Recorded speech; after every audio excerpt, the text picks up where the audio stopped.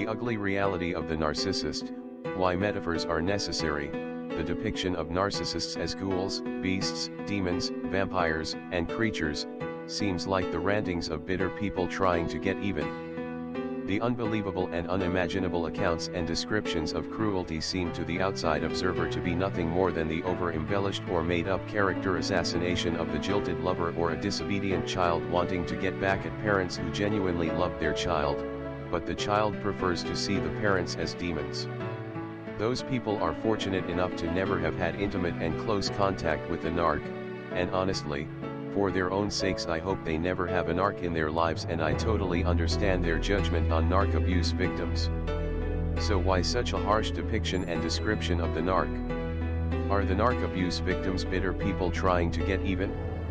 Is it all just fueled by the need for vengeance and anger on the narc abuse victims and nothing more than passive aggression? Sure, there is the element of wanting to set things straight, no doubt about it, but that is mainly to make people aware of the narcissist and give people as accurate an idea of what they will encounter. Here is the main point: the narcissist is the hunter and the aggressor. They are the ones that seek out the victim and prepare them for their fate. They look just like any other normal person, and when in the love bombing or overvaluation phase of the relationship, they appear as angelic and perfect and wonderful people to their chosen victim, and make no doubt about it, the narc's target is a victim. All of this is totally invisible to the outside world and to the victim, so how do you even begin to try to get the uninitiated, otherwise known as the people lucky enough never to have been in a relationship with a narc, to understand the nature of these people? The only reasonable and possible way that I can think of is to use the metaphors, the terrible and ugly metaphors of evil beasts, etc. above. The only way is to describe in detail what they have done to you, without disclosing the narc's identity. If the outside world doesn't want to believe, that is their good pleasure. If the outside world wants to view the narc survivor as bitter and not wanting to get over it, and holding a grudge and seeking vengeance through passive aggression, that is their choice. The outside world has been warned, and that is the primary reason for everything that most narc abuse survivors do. As an abuse survivor, you want others to avoid the painful situation you have just gone through.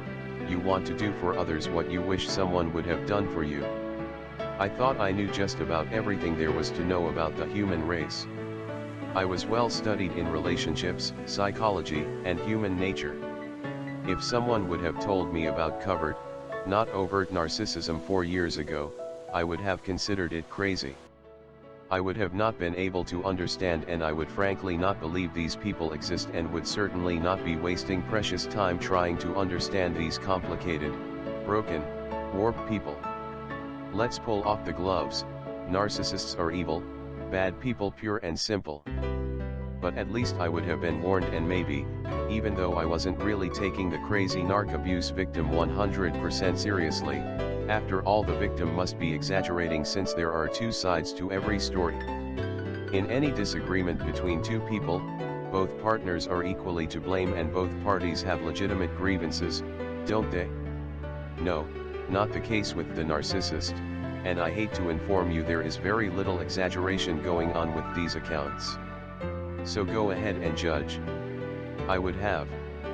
That evil, hideous creature used to depict a narc is the easiest way to show you who they are. You have no incentive to do the research and understand these people by thinking about them. A wolf in sheep's clothing graphic is so accurate that no more need be said.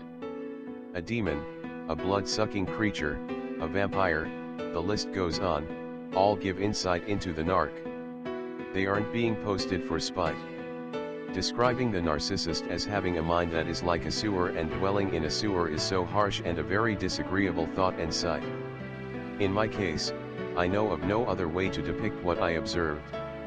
Healing for the victim comes when they adequately comprehend the nature of narcissists in general and their narcissist in particular. If you care for the music and understand the power behind the words and can feel the emotions, it might be helpful to listen to the end of this video. A brilliant and insightful lyric by Moonrise titled "The Lights of a Distant Bay." This lyric brought tears to my eyes. Its meaning has deep significance for this time in my life. If you aren't interested, I understand. Have a good day and thank you for watching. Your comments are welcomed. Peace be with you. I see the lights of a distant bay. They seem to shine on me again, and the beams uncover all the truth. I think of all that could have been, of all the things that look so real, and I know they won't come back to me.